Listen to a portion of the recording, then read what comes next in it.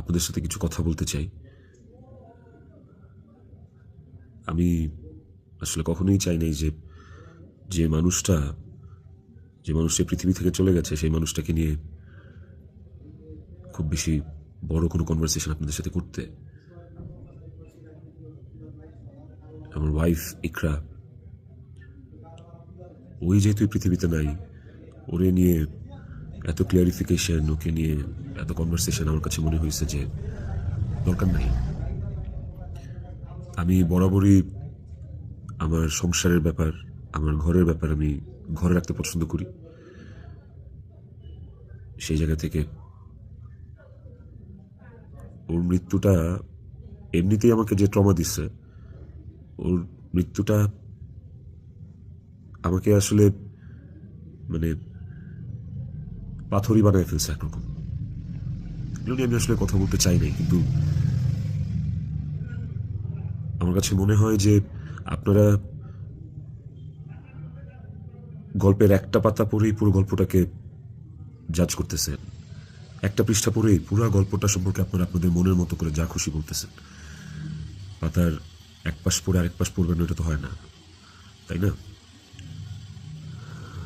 আর আমি আসলে কোনো কিছু প্রপারলি গুছায় বলার মতো স্টেটে নাই, পরিস্থিতিতে নাই। আপনাদেরকে আমি কয়েকটা কোয়েশ্চেন অ্যান্সার দেওয়ার জন্য আসলে ভিডিওটা করতেছি, যে প্রশ্নের উত্তরগুলি আপনাদের কিছুটা হলেও কনফিউশন দূর করবে।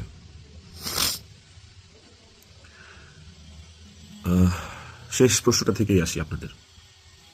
আমি এই ভিডিওতে সবকিছু ক্লিয়ার করবো, এভরিথিং। আমি আপনাদের প্রত্যেকটা প্রশ্নেরই উত্তর দেওয়ার চেষ্টা করব। আপনাদের শেষ প্রশ্নটা ছিল যে যে মানুষটা একটা মানুষকে ভালোবাসার প্রমাণ দিতে যে আত্মহত্যা করে চলে গেল, মরে গেল, আমি ওই মানুষটা শেষবারের মতো মুখটাও দেখতে আসলাম না। এই যে আপনাদের প্রশ্নটা, আচ্ছা আপনারা কি আমার দেশে আসার মতো পরিস্থিতি রাখছেন? হ্যাঁ, আমি দেশে আসা মাত্রই আমার উপর মব সৃষ্টি হবে, আমি দেশে আসার মাত্রই আপনারা আমাকে টাইনা ছিঁড়ে ফেলবেন। আমার ফোনে এত এত এত থ্রেটস আমি আপনাদেরকে বলে বুঝাইতে পারবো না। আমার কাছে এমন ইনফরমেশন আসছে যে এয়ারপোর্টের বাইরে লোক রেডি করা আছে, আমি যাওয়া মাত্রই they will gonna hit me, they will gonna kill me.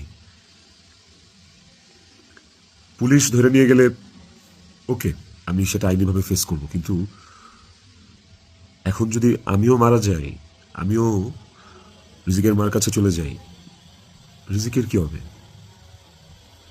আপনারা কি চান যে রিজিক তার বাবাকেও হারা?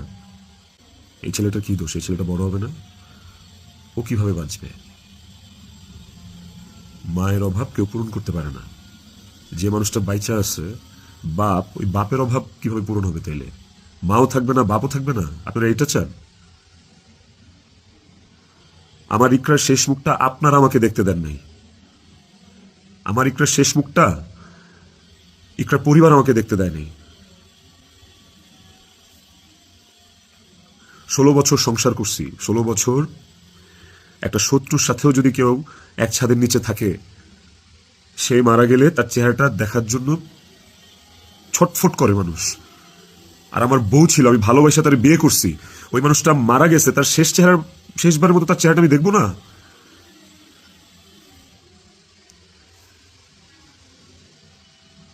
এখন আমি না আসলে আপনাদের সাথে এখানে কোনো ফেক কথাবার্তা, মানে ফেক কান্নাকাটি, ফেক আপনাদের থেকে ইমোশন নেয়া, এগুলো নিয়ে কথা বলার জন্য আমি আসি না। আমি আপনাদেরকে আমার জায়গাটা আমি ক্লিয়ার করতেছি। আমি নাম হয়ে গেছি। আমারও মনে হয় যে আমি যে কোনো সময় কোনো একটা দুর্ঘটনা ঘটায় ফেলতে পারি, বাট ওই মুহূর্তে যখন রিজিকের ফেসটা আমার চোখের সামনে আসে না, আমি নিজেকে শক্ত না করা ছাড়া আমি কোনো উপায় দেখি না। কারণ এখন আমার কাছে সবচেয়ে ম্যাটার করে রিজিকের লাইফ। ইকরা নাই, ওকে আর ফিরায় আনা কোনোদিন সম্ভব না। আমার কাছে এখন সবচেয়ে বেশি প্রায়োরিটি হচ্ছে রিজিকের জীবনটা। আপনারা না রিজিককে ভালোবাসেন, আপনারা না রিজিককে নিয়ে অনেক কনসার্ন। এই যে এত এত গালি আর হেট্রেড আমাকে নিয়ে, এত কিছু, সবকিছুর অ্যান্সার আপনাদেরকে আমি দিব। তার মধ্যে একটা জিনিস আমাকে একটু হলেও স্বস্তি দিচ্ছে, সেটা হচ্ছে যে আপনারা রিজিককে নিয়ে অনেক কনসার্ন। তাহলে রিজিক তার বাবা হারাইলে আপনারা খুশি হবেন? আপনাদেরকে আরেকটা কথা বলবো, সেটা হচ্ছে যে আপনারা অনেকেই বলতেছেন যে এদিকে বউ মারা গেছে অথচ আমি আসতেছি না, নেপাল থেকে আসতে কয় ঘন্টা লাগে, নেপাল কি মঙ্গল গ্রহে নাকি, অনেক অনেক কথা বলতেছে। কন্টেন্ট ক্রিয়েটাররা ভিডিও বানাইতেছে যে নেপাল থেকে আসলে 1 ঘন্টা লাগে, এই লাগে সেই লাগে। ভাই আমি নেপালে 18 বার আসছি, আমি জানি নেপাল থেকে যেতে কতক্ষণ লাগে। কিন্তু নেপাল থেকে বাই রোডে বাংলাদেশে যাওয়ার কোনো সুযোগ নাই। ইন্ডিয়া হয়ে বাই রোড যাওয়া যায়, সেটা লুকায় টুকায় যাওয়া যায়, অথবা ইন্ডিয়ার ভিসা থাকা লাগে। কিন্তু যেদিনের ঘটনা সেদিন আমি এমন কোনো চেষ্টা বা প্রয়াস বাদ রাখি নাই যে নেপাল থেকে বাংলাদেশে যেন আসা যায়। সেটা বাংলাদেশ নেপাল ডিরেক্ট ফ্লাইট হোক, ছিল না। ট্রানজিট ফ্লাইট ছিল না, একটা ট্রানজিট ফ্লাইট ছিল, ওইটার টাইম আর ওইটাতে আসলে আমাকে পরের দিনই আসতে হইতো। তারপর আমি বিজনেস ক্লাস ট্রাই করছি, যে কোনো ট্রানজিট ফ্লাইটে বা নেপালের ফ্লাইটেই কোনো বিজনেস ক্লাস আছে কিনা। আমি অনেকভাবে চেষ্টা করছি যে সামহাও বাংলাদেশে আমি ঢুকতে পারি কিনা। বাট ওই দিন যেদিনের ঘটনা, ওই দিন আমি কোনোভাবেই টিকিট ম্যানেজ করতে পারিনি। এটা হচ্ছে যেদিনের ঘটনা, সেদিনের কথা বললাম। আর এরপরের দিন আপনারা যে বলতেছেন যে শেষ দেখাটাও দেখলাম না, আসলাম না, এই না সেই না, আমি টিকিট কাটছিলাম। কারণ ওই টিকিটটা ছাড়া অন্য কোনো টিকিটে আসলেও আমাকে দেরি করে আসতে হইতো। সো সবচেয়ে ফাস্টেস্ট টিকিট ছিল এটাই, বাংলাদেশ বিমানের কাঠমান্ডু টু ঢাকা, বাংলাদেশ বিমানের কাঠমান্ডু টু ঢাকা। দেখেন এখানে লেখা আছে 1 মার্চ, এই যে 1 মার্চ। আমি টিকিট কেটে ইমিগ্রেশন পার করেও চলে আসছি। তারপরে যেটা হয়েছে, আমার কাছে ইনফরমেশন আসছে যে এয়ারপোর্টে এভরিথিং ওয়াজ রেডি। আমি ঢোকা মাত্রই আমাকে হিট করবে বা আমাকে পুলিশের হাতে পড়ার আগেই আমাকে যা করার করবে। তো ওই অবস্থায় তো আমি দেশে ঢুকবো না। এবং এর সাথে শুধু আমার কাছের মানুষজনই যে জড়িত তা না, আর অনেক মানুষজন জড়িত। আমি পুরোটা না বলি, কাউকে ছোট করতে চাই না বা কাউকে আমি এখনই দোষ দিতে চাই না। তো আমি যখন বুঝতে পারলাম যে আমি দেশে আসা মাত্রই আমার উপর অ্যাটাক হবে এবং এটা হিতের বিপরীত হবে, এবং এখন মব হলে যেটা হয় যে পুলিশ আসলে অনেক সময় নিরুপায় হয়ে যায় সিচুয়েশনে, ওই জিনিসটা অ্যাভয়েড করার জন্য যে আমার কিছু হইলে এখন আমার ছেলের কী হবে, আমার ছেলে তো আমার পথ চেয়ে বসে আছে, ওই ব্যাপারটা যখন আমি জানতে পারি, ক্লিয়ারিফাই হই, তখন আমি ইমিগ্রেশন ক্রস করার পরেও আমি অফলোড হই। দেখেন এখানে রিজেক্টেড লেখা আছে, অফলোড হওয়ার। তো এই ছিল রিজন। আর যারা বলতে চাচ্ছেন যে আমি আসি নাই, আমার আসার ইচ্ছা নাই, দেখার ইচ্ছা নাই, খুবই বুলশিট কথা এবং ভুল কথা। আমার বউ মারা গেছে, যার সাথে আমি 16 বছর কাটাইছি, যারা আমি ভালোবেসে বিয়ে করছি, যাকে আমি ভালোবাসছি, তার শেষ মুখটা আমি দেখতে আসবো না, এটা শুনতে পাইলেও বা এটা শোনার পরও আসলে আমার কলিজাটা কাঁপা ওঠে, আমার ছটফট করে। আমি যখন আপনাদের রিলস দেখি, আমি যখন আপনাদের ভিডিও দেখি যে কবরে শোয়ানো হচ্ছে, কবর খোঁড়া হচ্ছে, লাশের গাড়ি যাচ্ছে, ভাই আমি ঠিক থাকতে পারি না। আমার ভেতরটা যে কেমন ছটফট করে আমি আপনাদেরকে এটা বুঝাইতে পারবো না। এটা বোঝানোর সাধ্য কারণ যার যায় সে বুঝে, বিশ্বাস করেন, যার যায় একমাত্র সে বুঝে, আর কেউ না। আপনাদের অনেক বড় একটা প্রশ্ন, অনেক বড় একটা জানতে চাওয়া যে ইকরার সাথে আমার এমন কি কথা হইল যে ইকরা সুইসাইড করতে বাধ্য হয়েছে। ইকরার সাথে আমার ভিডিও কলে ইকরা এমন কি দেখলো যে ইকরা আত্মহত্যা করলো। তো নেপালে আসার পর থেকে সমস্ত কনভারসেশন ইকরার সাথে আমার শেষ পর্যন্ত আমি আপনাদেরকে প্রোভাইড করব। কমেন্ট সেকশনে আপনারা দেখবেন, দেখলে আপনারা বুঝতে পারবেন যে আসলে কি ঘটছে বিষয়টা। আরেকটা যে বিষয় সেটা হচ্ছে যে কিছু স্ক্রিনশট ঘুরে বেড়াচ্ছে ফেসবুকে, সোশ্যাল মিডিয়াতে, যে ওখানে লেখা আমি ইকরাকে বলতেছি আমি ওকে ডিভোর্স দিয়ে তিথিকে বিয়ে করবো, অ্যান্ড আপনারা ভাবতেছেন এই জন্য ইকরা সুইসাইড করছে। আপনাদেরকে বলতে চাই স্ক্রিনশটটা পুরোটাই ফেক। কারণ হচ্ছে আমি কোনোদিন ইকরার সাথে বাংলায় কনভারসেশন করি নাই, কোনো চ্যাটিংয়েই ওর সাথে আমার কোনোদিন কোনো বাংলায় এরকমভাবে বাংলা লেখায় ওর সাথে আমার কোনোদিন কোনো কনভারসেশন হয়নি। ইকরার সাথে আমি সবসময় বাংলা আর ইংলিশ মিক্স কনভারসেশন করছি। বাংলা আর ইংলিশ মিক্স বলতে বাংলিশ ভাষায় আর কি, বাংলাটাকে ইংলিশে লিখে ওর সাথে কনভারসেশন করছি। তো ওই স্ক্রিনশটটা দেখে আপনারা ভুল বুঝছেন না, মিসজাজ করেন না, ওটা একটা ভুয়া এবং ফেক স্ক্রিনশট। আমাকে ফাঁসানোর জন্য আসলে ওই স্ক্রিনশটগুলো বানানো, কে বা কারা বানাইছে আই হ্যাভ নো আইডিয়া। তো টক্সিসিটি একটা বিষয়, আমাদের রিলেশনশিপটা অনেক আগে থেকেই টক্সিক ছিল, অনেক আগে থেকে টক্সিক ছিল। তিথির সাথে পরিচয় হওয়ার আগে থেকেও টক্সিক ছিল, অ্যান্ড ও অনেক আগে থেকে আমার কাছে ডিভোর্স চাইতো, কিন্তু আমি কোনোদিনই ওকে ডিভোর্স দিতে চাইনি, তালাক দিতে চাইনি। আমার একটাই কথা ছিল যে আমি সংসার করব। কারণ আমি নিজে একটা ব্রোকেন ফ্যামিলি থেকে বড় হওয়া ছেলে। আমি যখন ক্লাস 5 বা 6 পড়ি তখন আমার বাবার মধ্যে ডিভোর্স আর সেপারেশন হয়। আমি খুব ভালো করে ফিল করছি, আমি নিজে ফিল করছি যে একটা ব্রোকেন ফ্যামিলিতে একটা সন্তান কোন ধরনের ইনকনভেনিয়েন্স, কত ধরনের সমস্যা ফেস করে, তার মেন্টাল স্টেট কেমন হয়। আমি কোনোদিনই চাইনি রিজিক এই স্বাদটা পাক। আমি কোনোদিন চাইনি যে রিজিক ব্রোকেন ফ্যামিলির বাচ্চা হোক, বেবি হোক, বা আমি যে কষ্টটা ফিল করছি আমার লাইফে, এই কষ্টটা সেম কষ্টটা রিজিক ফিল করুক, এটা আমি কোনোদিনই চাইনি। এই কারণে আমি অলওয়েজ আমার মধ্যে ট্রমাটা ছিল যে মানে ব্রোকেন ফ্যামিলির কনসিকোয়েন্সেস কি। আমি কোনোদিন ওর কাছে বলি নাই যে আমি ওকে ডিভোর্স দেবো, আমি ডিভোর্স দিতে চাই। আমি অলওয়েজ ওর সাথে সংসারই করতে চাইছি। তো স্ক্রিনশট দিব, আপনারা দেখতে পাবেন। ইকরা শুরু থেকেই, আমাদের সম্পর্কের শুরু থেকেই অনেক সন্দেহপ্রবণ ছিল। আর এই সন্দেহপ্রবণতার কারণে আসলে আমাদের সম্পর্কটা বেশ টক্সিক হয়ে গেছিল। আর এই টক্সিসিটির মধ্যেও আমরা আসলে সংসারটা চালায় যাচ্ছিলাম। এই যে মানুষটা চলে গেল আমাদেরকে রেখে, এই যে মানুষটা মারা গেল, আমার সহধর্মিনী, ওরে নিয়ে আসলে আমার কতটুকু বলা উচিত আমি আসলে জানি না। কিন্তু সময় চলে আসছে, অনেক কিছু আপনাদেরকে আসলে জানানো উচিত, আপনাদেরকে জানাইতে হবে আমার, কারণ আপনারা একতরফা ভেবে যাচ্ছেন বিষয়টাকে। ওর কিছু বদভ্যাস ছিল, ওর জেনুইন কিছু বদভ্যাস ছিল যেগুলো আসলে ওকে আরও ক্রেজি করে ফেলছে, যেগুলো ওকে আরও মানে এমনি তো বাইরের মানুষ থেকে ট্রিগার্ড হইতো, ওই জিনিসগুলো ওকে আরও পেয়ে বসতো আর কি। এই বিষয়গুলো আসলে আমি জাস্ট মুখের কথা বলতেছি না, আমার কাছে প্রমাণ আছে। ইভেন আমি আপনাদেরকে এগুলো সব শেয়ার করব পরের ভিডিওতে with documents and all. Iqra triggered হয়েছে, কিন্তু সেটা আমি করি নাই। ইকরা ট্রিগার্ড হয়েছে আমারই কিছু ভাই ব্রাদার, কিছু কাছের মানুষ, যারা আমার দুজনেরই কমন সার্কেল, যাদের সাথে ইকরার আমি দুজনই খুব ইন্টিমেট ছিলাম। ওরা ডে বাই ডে ওকে ট্রিগার করে করে আজকে এই জায়গায় নিয়ে আসছিল। এবং এই মানুষগুলা তো থার্ড পার্সন আমার জীবনে।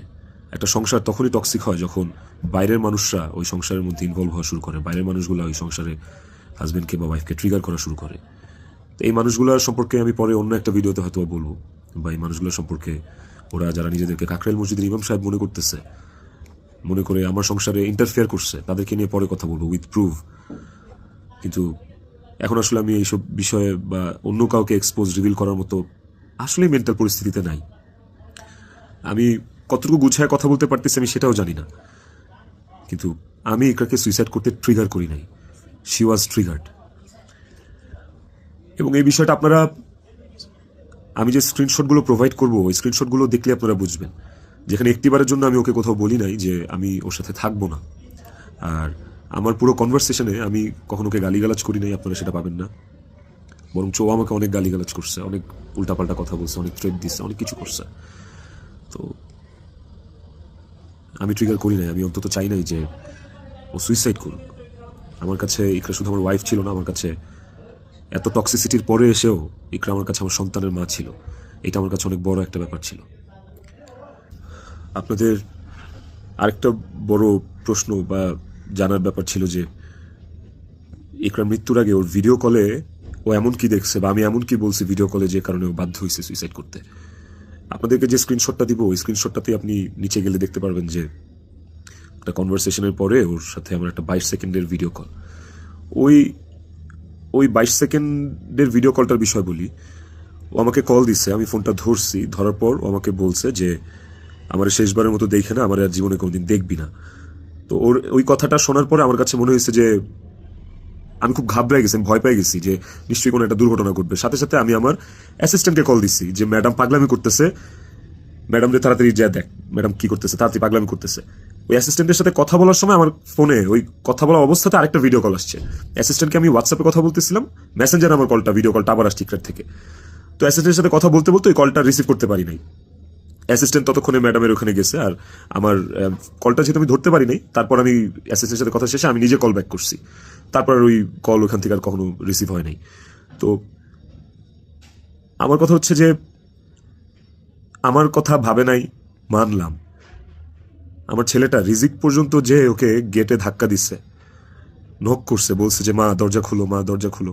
রিজিকের কণ্ঠস্বরটা কি ওর কানে যায় নাই? রিজিকের প্রতি ওর একটু মায়া কাজ করে নাই রিজিকের কথাটা শোনার পরে? তো এই ভিডিও কলের বিষয়টাও আপনাদেরকে আমি ক্লিয়ার করলাম। আই হোপ আপনারা স্ক্রিনশট দেখলে বুঝতে পারবেন। এবার আসেন নেপালের শুটিং প্রসঙ্গ। নেপালে নেপালে কি আমি এই প্রথম জীবনে শুটিং আসছি?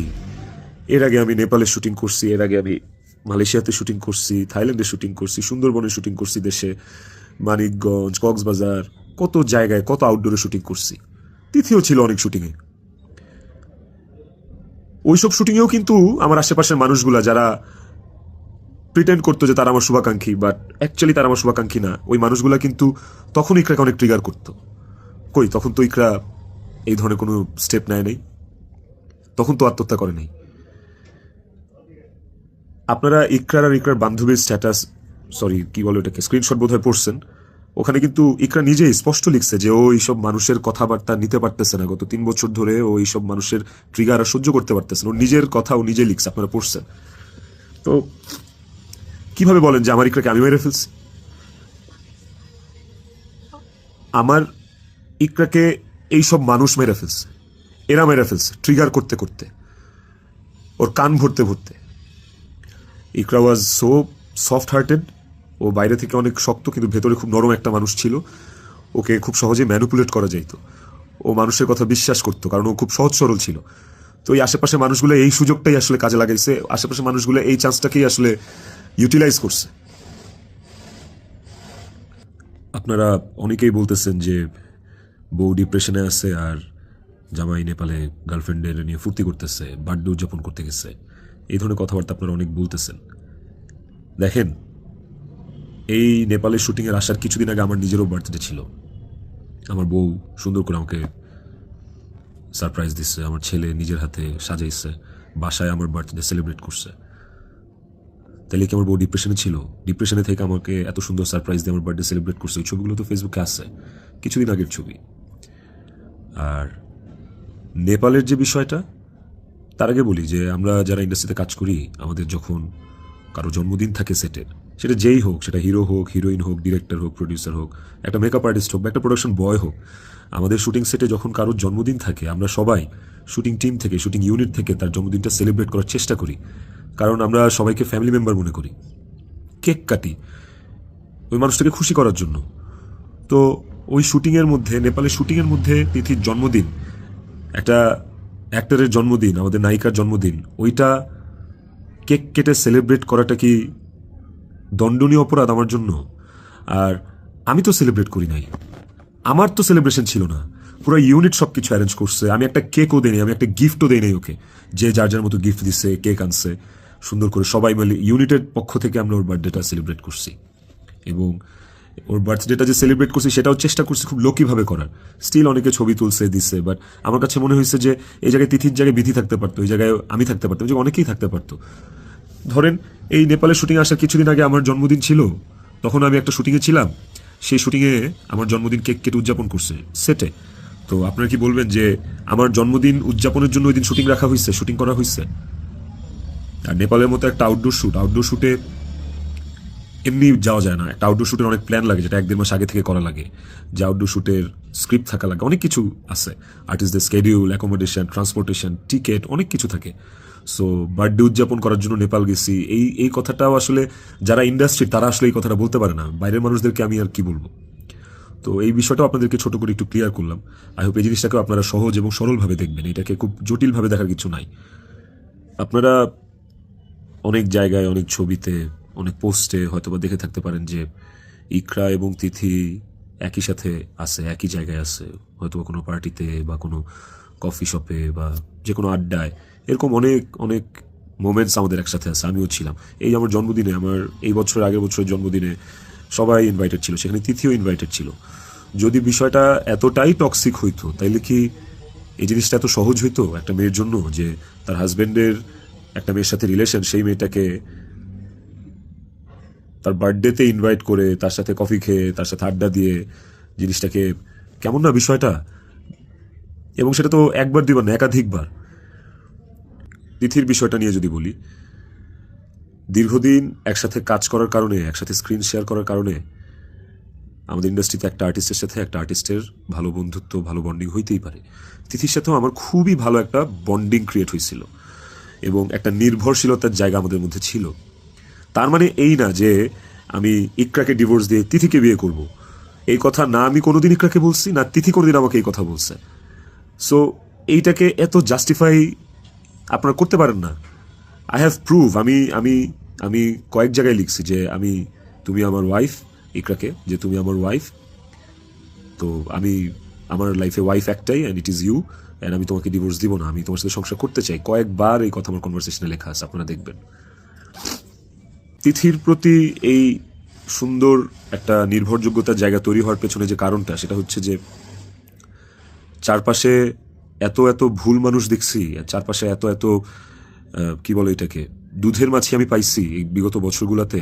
ওকে আমার কাছে অনেস্ট মনে হয়েছে, ওকে আমার কাছে ডেডিকেটেড মনে হয়েছে, আমার কাছে মনে হয়েছে যে অন্তত এই মানুষটা আমার জন্য ক্ষতিকারক না।